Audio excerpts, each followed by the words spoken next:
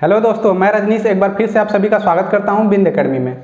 दोस्तों चलिए आज की क्लास शुरू करते हैं। और हमने इससे पहले जो जितनी भी घटनाएं हुई थी, ठीक है, मॉडर्न हिस्ट्री का, वो हम सब ने पढ़ लिया था। तो आज हम पढ़ेंगे 1927 से 1931 तक, ठीक है।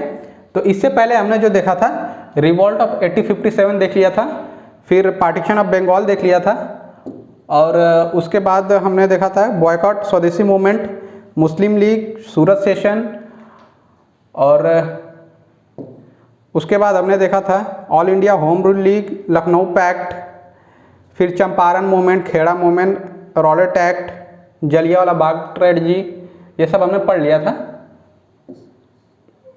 तो आज की क्लास शुरू करते हैं और चलिए देखते हैं आज का पहला टॉपिक। साइमन कमीशन से पहले हमने पढ़ लिया था, ठीक है। हंटर कमीशन, खिलाफत movement, non cooperation movement, Chaura Chauri, और फिर उसके बाद HRA, Hindustan Republican association, Kakori लूट केस, ये सब हमने देख लिया था। तो देखते हैं आज का टॉपिक। पहला टॉपिक है साइमन कमीशन, ठीक है। 1927 से पहले जितनी भी घटनाएं हुई थी हमने वो पढ़ लिया अच्छे से। तो आज देखेंगे साइमन कमीशन, ठीक है। साइमन कमीशन कब हुआ था? साइमन कमीशन लागू हुआ था 1927 में, ठीक है, इंडिया में। और ये 28 तक चला था, 2 साल तक चला था, सॉरी 1 साल तक चला था, 1928, ठीक है। तो देखते हैं साइमन कमीशन वॉज इस्टेब्लिश्ड, ठीक है। साइमन कमीशन कब बना था? 1927 में। Simon commission was established in 1927 AD, ठीक है, यहाँ पे AD रहेगा, ठीक है। To constitutional reforms in India, ठीक है। एक कॉन्स्टिट्यूशनल रिफॉर्म्स था, जो कॉन्स्टिट्यूशन में रिफॉर्म्स था, कुछ बदलाव करने थे संविधान में, उसके लिए बनाया गया था। इट हैड 7 मेंबर्स, इसमें जो थे 7 मेंबर थे, ठीक है। इस कमेटी में साइमन कमीशन जो था, इसमें 7 मेंबर थे, ठीक है। And was headed by sir John Simon, और उसके जो हेड थे, मुखिया थे, वह कौन थे? सर जॉन साइमन, ठीक है। इसमें 7 मेंबर थे और इसका जो हेड थे वह थे जॉन साइमन, ठीक है। इसलिए साइमन कमीशन के नाम से ये जाना जाता है। फिर आगे देखते हैं, one of its member was Clement Attlee. इसमें एक मेंबर थे जिनका नाम था क्लीमेंट एटली, ठीक है, क्लीमेंट एटली। इस कमीशन में एक मेंबर थे जिनका नाम था Clement Attlee, who later on became the prime minister of British, जो बाद में आगे चल के ब्रिटिश का प्राइम मिनिस्टर बने थे, ठीक है। वो हम देखेंगे कब बने थे, वो आगे उनके बारे में पढ़ा जाएगा, ठीक है। तो बस इतना समझ लीजिए साइमन कमीशन कब बना? 1927 में, ठीक है। किस लिए बना था? To constitutional reforms in India, ठीक है, ठीक। और इसमें 7 मेंबर्स थे। इट हैड 7 मेंबर्स, ठीक। और इसके एक मेंबर थे, इसमें 7 मेंबर में से एक मेंबर थे जिनका नाम था क्लीमेंट एटली। वो आगे चल के ब्रिटिश का प्राइम मिनिस्टर यानी PM बने थे, प्रधानमंत्री बने थे, ठीक है। आगे देखते हैं उसके बाद, this commission was also known as white man commission. इस कमीशन को जो है व्हाइटमैन कमीशन के नाम से भी जाना जाता है। व्हाइटमैन कमीशन क्यों इसलिए जाना जाता है? क्योंकि इसमें जितने भी सदस्य थे सब के सब अंग्रेज थे, ठीक है, एक भी इंडियंस नहीं थे, इसलिए इसको व्हाइटमैन कमीशन के नाम से भी बोला जाता है। आगे देखते हैं, it did not contain any Indian members, ठीक। जैसा अभी मैंने बताया, इसको व्हाइटमैन कमीशन क्यों बोला जाता है? इसलिए बोला जाता है क्योंकि it did not contain any Indian member. इस कमीशन में एक भी इंडियन को शामिल नहीं किया गया था, ठीक। Which deeply insulted the Indian leaders.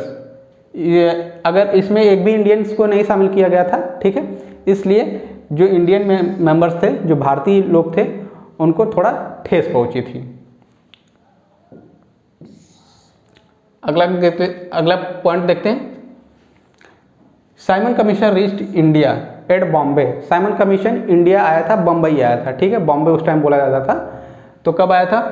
फरवरी 1928 को आया था, ठीक है। लागू कब किया गया था? 1927 में। लेकिन बॉम्बे कब आया था? बॉम्बे में कब आया था? फरवरी 1928 को। Where it was welcome by black flags. जब ये इंडिया बॉम्बे में आए थे, ठीक है, फरवरी 1928 को, तब इन लोगों का स्वागत काले काले झंडों से किया गया था, ब्लैक फ्लैग्स थे, ठीक है, जिस पे लिखा था साइमन गो बैक, ठीक है। तो और फिर उसके बाद देखते हैं यहाँ पे रहेगा इट रीच, ठीक है, इट रीच लाहौर इन अक्टूबर 1921। ये लाहौर पहुंचे थे अक्टूबर में, ठीक है, अक्टूबर 1928 में। फरवरी में गए थे, बम्बई गए थे ये लोग, ठीक। फिर अक्टूबर में गए कहाँ, लाहौर गए, ठीक है। Where it meet with the protest under the leadership of Lala Lajpat Rai, जहाँ पे इनको एक प्रोटेस्ट यानी जो हड़ताल थी, ठीक है, उनका सामना करना पड़ा था, जिसका लीडर कौन थे, लाला लाजपत राय, ठीक है। मुखिया जो थे लाला लाजपत राय थे। उस भीड़ का जो प्रदर्शन कर रही थी, ठीक, तो उसके जो लीडर थे लाला लाजपत राय थे। वहीं पे क्या हुआ था, सडनली लाहौर पुलिस स्टार्टेड लाठी चार्ज, अचानक लाहौर पुलिस जो थी वहाँ पे लाठी चार्ज कर दिया, ठीक है। इन विच लाला लाजपत राय वॉज डीपली हेवनली इंजर्ड, ठीक है, सीरियसली इंजर्ड। जो देखिए यहाँ पे है, सडनली लाहौर पुलिस ने लाठी चार्ज कर दिया था, ठीक, जिसमें लाला लाजपत राय सीरियसली इंजर्ड हो गए थे, सीरियसली घायल हो गए थे, ठीक है। उनको सीरियस चोट आ गई थी, जिसकी वजह से ज़्यादा घायल हो गए थे। बाद में later on died on November 1928, बाद में जो है नवंबर में, एक महीने बाद 1928 उनकी मौत हो जाती है लाला लाजपत राय की, ठीक है, ड्यू टू द इंजरीज। किसके कारण, जो इंजरीज हुई थी, जो चोट लगी थी लाहौर पुलिस के द्वारा, ठीक है, उसके कारण। फिर आगे देखते हैं हिंदुस्तान सोशलिस्ट रिपब्लिकन एसोसिएशन। हमने पढ़ा था 1924 में, हमने 1924 में क्या पढ़ा था, हिंदुस्तान रिपब्लिकन एसोसिएशन, ठीक है। अब पढ़ेंगे हिंदुस्तान सोशलिस्ट रिपब्लिकन एसोसिएशन 1928, ठीक है। HSRA ये शॉर्ट फॉर्म है, Hindustan socialist Republican association was establish at Firozshah ground, Delhi, ठीक है। और जो हिंदुस्तान रिपब्लिकन एसोसिएशन था वो कहाँ पे बना था, कानपुर में बना था, ठीक है। और ये कहाँ पे बनाया गया, फिरोजशाह ग्राउंड, दिल्ली में, by leader such as Chandrashekhar Azad, Bhagat Singh and Sukhdev Guru, ठीक है। और जो हिंदुस्तान सोशलिस्ट रिपब्लिकन एसोसिएशन था उसमें भी चंद्रशेखर आज़ाद थे, ठीक है, उसमें भी चंद्रशेखर आज़ाद की हिस्सेदारी थी, वो बनाए थे और इसको भी बनाए, ठीक है। फिर आगे देखते हैं लाहौर कंस्पिरेंसी, ठीक है, लाहौर कांड देखते हैं अब।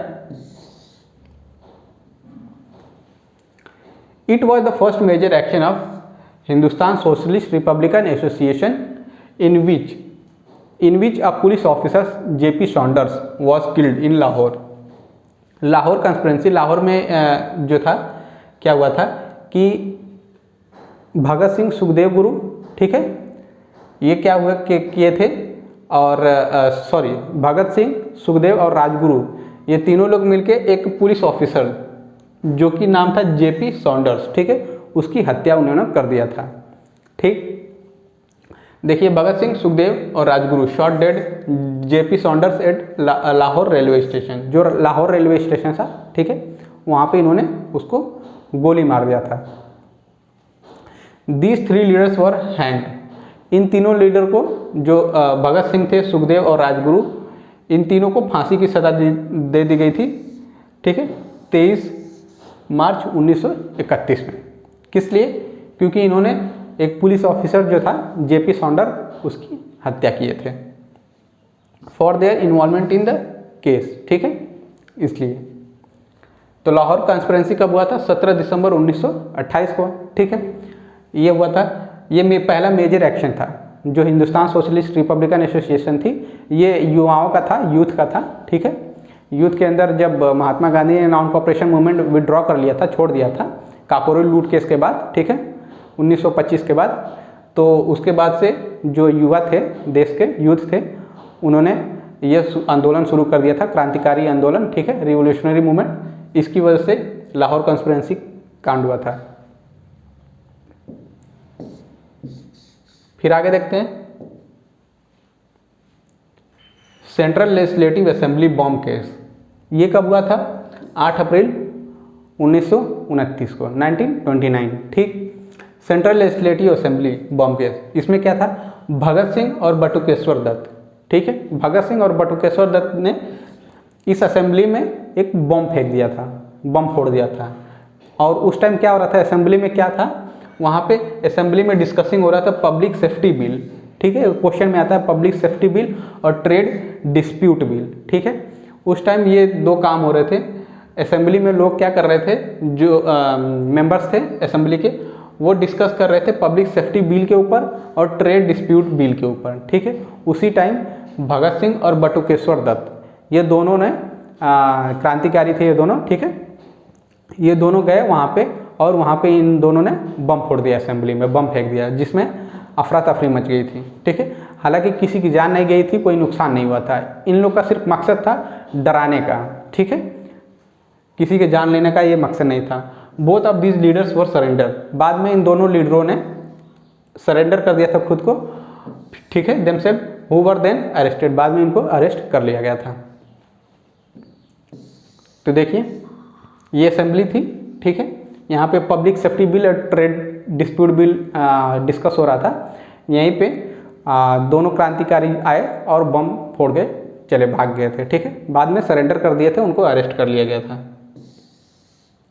फिर आगे आता है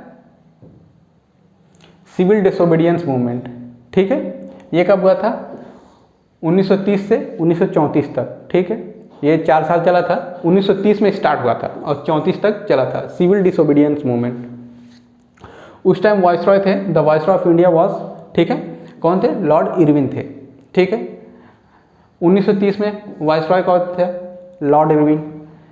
जब सिविल डिसोबीडियंस मूवमेंट चल रहा था, कौन था वाइसरॉय? लॉर्ड इरविन, ठीक है। This movement was started with the salt सत्याग्रह।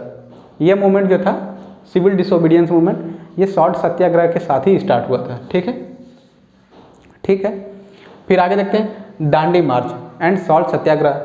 दांडी मार्च और सॉल्ट सत्याग्रह कब हुआ था? 12 मार्च 1930 को शुरुआत की गई थी इस आंदोलन की। 12 मार्च को दांडी मार्च और सॉल्ट सत्याग्रह का शुरुआत किया गया था, 12 मार्च 1930। आगे देखते हैं इसका main point, salt satyagraha started with the Dandi march. जैसा कि हमने अभी देखा सॉल्ट सत्याग्रह जो था, ठीक, ये किसके साथ किया गया था शुरुआत? दांडी मार्च के साथ। And this was the first phase of civil disobedience movement.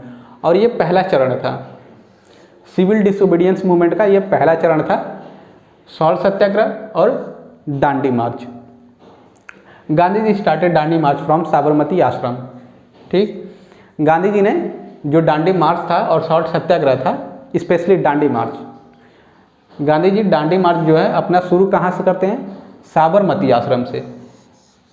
जब 1915 में ये आते हैं इंडिया में, तो इन्होंने साबरमती आश्रम बनाया था। उसी आश्रम से, साबरमती आश्रम से ये अपना दांडी मार्च स्टार्ट करते हैं विथ हिज 79 फॉलोअर्स। ये भी क्वेश्चन में आता है कितने लोगों के साथ उन्होंने दांडी मार्च शुरू किया था। तो उनके साथ जो थे कुल टोटल 79 लोग थे, ठीक है। 79 followers and reach a small coastal place, coastal village near Dandi in Gujarat. Sabarmati ashram से अपना दांडी मार्च स्टार्ट करते हैं 79 फॉलोअर्स के साथ, ठीक है। फिर धीरे धीरे वह एक कोस्टल प्लेस है, विलेज है, जो कि नाम है दांडी, और वह गुजरात में पड़ता है, वहाँ पे पहुँचते हैं। Gandhi ji travel about 390 kilometre in 20 days. Gandhi ji जो है 390 किलोमीटर का सफ़र करते हैं करीब करीब 24 दिन में। 24 दिन में 390 किलोमीटर सफ़र करते हैं, ठीक, अपने 79 फॉलोअर्स के साथ। And after reaching Dandi it broke the salt law. बाद में वह जो सॉल्ट लॉ था, कानून था, उसको तोड़ देते हैं। This is called a salt Satyagraha which took place, जो कि हुआ था 6 अप्रैल 1930 को। समझ में आ गया? दांडी मार्च बस इतना था। उसके बाद आता है round table conference. Table conference 3 हुए थे, ठीक है। तो देखते हैं जब टेबल कॉन्फ्रेंस हो रहे थे तीनों, तो उस टाइम जो ब्रिटिश क्राउन था, ब्रिटिश क्राउन कौन थे? जॉर्ज फिफ्थ, जॉर्ज 5, ठीक। और ब्रिटेन के प्राइम मिनिस्टर रैमसी मैकडोनाल्ड थे। और कहाँ पे ये होता था राउंड टेबल कॉन्फ्रेंस? प्लेस है सेंट जेम्स पैलेस, लंदन में। इतना समझ में आ गया? आगे देखते हैं। पहला राउंड टेबल कॉन्फ्रेंस यानी फर्स्ट राउंड टेबल कॉन्फ्रेंस ये हुआ था नवंबर 1930 में और 1931 तक चला था। इस टाइम वाइसरॉय ऑफ इंडिया कौन थे? लॉर्ड इरविन ही थे, ठीक है। Congress did not attend this conference, Congress ने फर्स्ट राउंड टेबल कॉन्फ्रेंस को अटेंड नहीं किया था। This conference was attended by 89%। ये जो कॉन्फ्रेंस था सिर्फ 89% लोगों से ही लोगों के द्वारा अटेंड किया गया था, जिसमें कांग्रेस ने इसमें पार्टिसिपेट नहीं, हिस्सा नहीं लिया था। सम इम्पॉर्टेंट लीडर्स, अब देखते हैं कि कौन कौन से इम्पॉर्टेंट लीडर थे जिन्होंने पहले राउंड टेबल कॉन्फ्रेंस में हिस्सा लिया था। तो सबसे पहले देखते हैं जो थे आगा खान, ठीक है, फिर मोहम्मद अली जिन्ना, फिर तेज बहादुर सप्रू, डॉक्टर अंबेडकर, ठीक है। और भी लोग थे लेकिन ये मेन जो हैं इनको हमने देखा। उसी जो फर्स्ट राउंड टेबल कॉन्फ्रेंस में था जब चल रहा था, तो उसी में डॉक्टर अंबेडकर ने एक बात बोली थी, ठीक, वो देख लेते हैं। डॉक्टर अंबेडकर डिमांडेड, उन्होंने डिमांड किया, ये प्रस्ताव रखा कि सेपरेट इलेक्टोरेट फॉर द दलित, दलित जो थे, दलित समुदाय के लिए एक सेपरेट इलेक्टोरेट होने चाहिए। इन दिस कॉन्फ्रेंस, उन्होंने इस कॉन्फ्रेंस में ये बात रखी थी। बाद में इस डिमांड को जो है गांधी जी ने खारिज कर दिया था, अपोस्ट कर दिया था।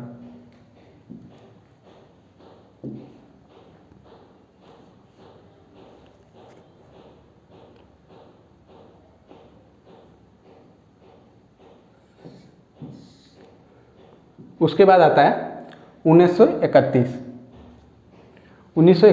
5 मार्च 1931। इसमें क्या होता है? गांधी इरविन पैक्ट, गांधी जी और इरविन पैक्ट जो लॉर्ड इरविन थे इनके बीच में एक समझौता होता है, पैक्ट होता है। तो उसमें क्या होता है? कांग्रेस अथॉराइज गांधी जी, कांग्रेस गांधी जी को बोलती है कि आप हमारे तरफ से जो इरविन है, ठीक है, उनसे बात करिए ताकि हम अगले राउंड टेबल में कॉन्फ्रेंस में हिस्सा लें। तो गांधी जी क्या करते हैं? देखिए, Congress authorise Gandhi ji to make an agreement with the viceroy Lord Irwin, ठीक। इसमें गांधी जी एक एग्रीमेंट करते हैं लॉर्ड इरविन के साथ, क्योंकि कांग्रेस चाहती थी कि अगले राउंड टेबल में वह हिस्सा ले। अकॉर्डिंग टू दिस पैक्ट, ठीक है, Congress agree to participate in the second round table conference, ठीक है। उसके बाद आता है 1931, 1931, सितंबर 1931 से दिसंबर 1931, ठीक है। सेकेंड राउंड टेबल स्टार्ट होता है। सेकेंड राउंड टेबल कॉन्फ्रेंस जो होती है वो शुरू होती है, कब होती है? सितंबर 1931 से दिसंबर 1931 तक। इसमें देख लेते हैं। अब इस टाइम वाइसरॉय ऑफ इंडिया कौन थे? The viceroy of India was Lord Wellington. इस टाइम वाइसरॉय जो इंडिया का था वो चेंज हो चुके थे, और कौन थे? विलिंगटन, लॉर्ड विलिंगटन, ठीक है। इससे पहले लॉर्ड इरविन थे, फिर उसके बाद लॉर्ड विलिंगटन हो जाते हैं। इसमें गांधी जी रिप्रेजेंट करते हैं कांग्रेस को और सरोजिनी नायडू रिप्रेजेंट करती हैं, देखिए, Sarojini Naidu represented woman in this conference, ठीक। इंडियन वुमन को सरोजिनी नायडू जो है रिप्रेजेंट करती हैं, और कांग्रेस को कौन करता है represent? Gandhi ji. In this conference it was agreed that the responsible government will be formed at the central and provincial level. Second round table conference में यह तय किया जाता है, ठीक है, यह तय किया जाता है कि एक रिस्पॉन्सिबल गवर्नमेंट, जो रिस्पॉन्सिबल गवर्नमेंट है उसका निर्माण किया जाएगा, फॉर्म किया जाएगा एट द सेंट्रल लेवल और प्रोविंशियल लेवल। बस दोस्तों, आज की क्लास के लिए इतना ही। उम्मीद करता हूँ कि आज की क्लास आपको पसंद आई होगी। दोस्तों, ये हिस्ट्री का टॉपिक है, इसलिए मैं बहुत कम से कम सोचता हूँ 3 से 4 जो पॉइंट हैं, मतलब जो टॉपिक है 4 से 5 टॉपिक वही सिर्फ कवर करूँ, क्योंकि अगर एक ही दिन में ज़्यादा कर दूंगा तो समझ में नहीं आएगा, ठीक। इसलिए 4-5 टॉपिक ही लेता हूँ और अच्छे से उसको बताता हूँ। तो बस दोस्तों, आज की क्लास के लिए इतना ही। उम्मीद करता हूँ कि आज की क्लास आपको पसंद आई हो, और दोस्तों अगर ये क्लास आपको पसंद आई तो प्लीज़ वीडियो को लाइक करिए और हमारे चैनल को जो है सब्सक्राइब करिए और इस वीडियो को जितना से जितना हो सके शेयर करिए, कमेंट करिए, बेल आइकन को प्रेस करिए ताकि कोई भी हम नई वीडियो अपलोड करें, कोई भी क्लास नहीं हो तो आपको सबसे पहले मिले। और दोस्तों अभी आप हमारे चैनल पर नहीं हैं तो चैनल को प्लीज़ अभी से अभी सब्सक्राइब कर लीजिए और बिंद एकेडमी से जुड़े रहिए, अपना प्यार ऐसे ही देते रहिए। धन्यवाद।